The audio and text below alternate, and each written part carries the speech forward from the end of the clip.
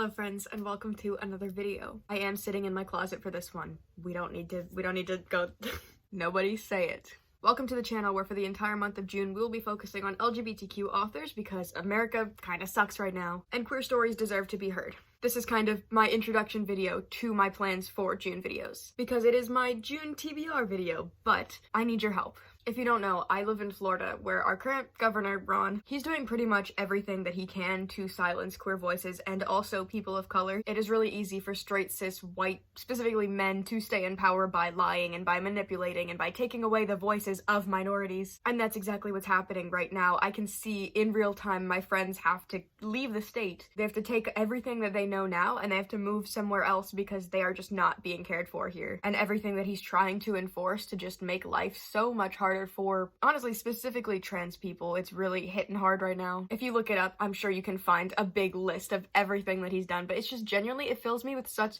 rage. It makes me so angry because it makes people feel powerless. When the people in charge are so easily able to take everything away from you and they just don't care at all, it really sucks and it's a really terrible feeling. One of the big things that he did was ban books from school that he claimed were inappropriate, that they had inappropriate content. And what this really was a ban on LGBTQ books because sexuality is inappropriate for children. That ban now goes from K through 12. It used to be up until 3rd grade. Now it's schools.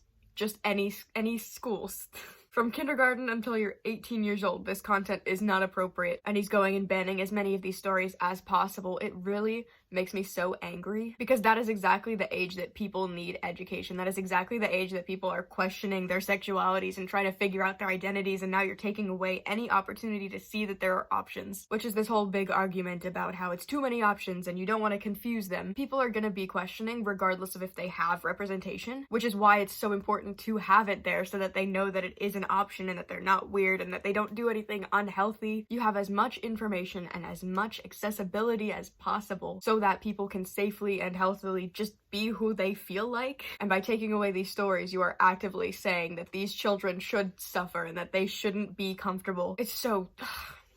And you can't even argue that it's inappropriate content because one of the books that came up on a list of banned books, I forget the name of it, it's about gay penguins. It's called And Tango Makes Three. It's about 2 male penguins that raise a baby penguin together. And people say that it's not appropriate for children. It's penguins. There is not even a little bit of sexual content. It is just 2 penguins that are stated to be male. So to claim that this is inappropriate content and that children shouldn't be allowed to see it, like, it's just homophobia. There's no excuse for that. It's really easy to feel powerless when stuff like this is happening, but I wanted to do as much as I can. I wanted to at least feel like I'm doing something beneficial, and I thought what better way than by utilizing this channel. Normally I talk about whatever books I feel like reading, and I thought this is a great opportunity for all of Pride Month. I want to focus on queer voices since they are being taken away. I desperately want to use my voice on here to be boosting these people because I'm sure they're all widely successful authors, but for the people that aren't able to access this anymore, I still want to share the stories. I still want to have them be accessible. So for every day in June, I will either be recommending or reading or whatever else, anything related to these queer authors. Specifically, I am trying to find books that are banned in Florida or elsewhere just because children are unable to see those books. Maybe if they go to the bookstore and their parents are accepting, then they can buy it there. But if they're in school or if they're not able to get that content because of their family situations, they have no access to these stories and to this information and to this representation. So I thought if I make videos that are specifically dedicated, just 1 book per video, I can go in depth on what those stories are so that even if you're not able to purchase the book and read it yourself, you can still hear what the content is. I want to talk about them as much as possible so that any kids who are losing representation can still look to content online and they can still see things. They can still see people that are inclusive and loving and understanding, and I want to spread that, and I want to really foster that environment. I really want to create a community on here that is understanding and accepting, and I want to be surrounded by people that want to inform younger kids because so many people in the past couple of decades have fallen back on the internet to find comfort in other people who are having similar situations and similar feelings. So many people are able to come out now because in the pandemic they were online and they saw all these people having similar feelings to them. And even before that, all of Tumblr, the whole Tumblr era, so many people were able to figure out their sexuality or their gender because they could see it in other people. When you take away these stories, you're not taking away the feelings. The people are still gonna have the feelings, they just won't understand what to do with them. So by talking about these stories, and for the authors to write these stories, it means that people can see that whatever their identity is, it's still valid, it's still real, other people experience the same things that they do. It's just really validating, and I want to do as much as I can to make sure that these books are still heard and still talked about, and that the author's stories don't just get brushed aside, which I know I'm just a tiny little YouTube channel on the internet, and probably this won't mean anything, but maybe it will. I'm trying my best to find diverse queer books, so not only people that are gay, bi, ace, anything else, but also people of color, because when you are minority stacked on minority, things are significantly harder. It is a different experience, so I not only want to find gay books, but I also want to find gay immigrants or trans people that lost their parents, or I want to find the stories of people that are just not having a great time or people that just have a lot going on, because the people that are living those experiences can look to these books for comfort. When you are multiple minorities, it can feel that much more isolating. You feel like there's really nobody that understands your experience because you have so many things going on. So I want to just find absolutely as much as I can to encompass everything, and obviously I'm not going to find it all. I'm just one person and this is only 1 month, and that's where I need your help. Here are some of the books that I have, that I've looked for, that I've collected for this month specifically. I don't want to talk too much in depth about what they are just because I am going to do full-length videos on each of them. It's a big project, it's very ambitious, but in my head, it will do something. It will be helpful to somebody out there. If nothing else, it means that I am still talking about these books. I'm still giving credit to these authors. It feels important to me, so I'm gonna do it. And maybe it'll feel good to some of you to watch it. I don't know. I don't want to fall into that trap of feeling productive when really nothing is getting done, but this seems important to me, and considering my current situation, this feels like the most productive option, so this is what I'm gonna do. We have On Earth We're Briefly Gorgeous by Ocean Vuong. This author is an immigrant, an Asian American, and he is gay. So you're getting the interactions between a single mother and a son, and also an exploration of race, class, and masculinity. I have Felix Ever After by Kaysen Callender. This book is actually the thing that gave me the idea to do this, because I went to the bookstore and I saw this and I was like, this is such a special book. I can already tell this is going to be such an enjoyable story. But I saw this, I thought it was absolutely gorgeous, and I wanted to document every second of the process. And at that point I realized maybe I could just keep doing that. And the author is Black and trans, uses he, him pronouns. A very similar experience to the main character, who is Black, queer, and trans. I'm so excited about that one. I'm getting full body chills right now just at the idea of getting to read these books. I am so excited.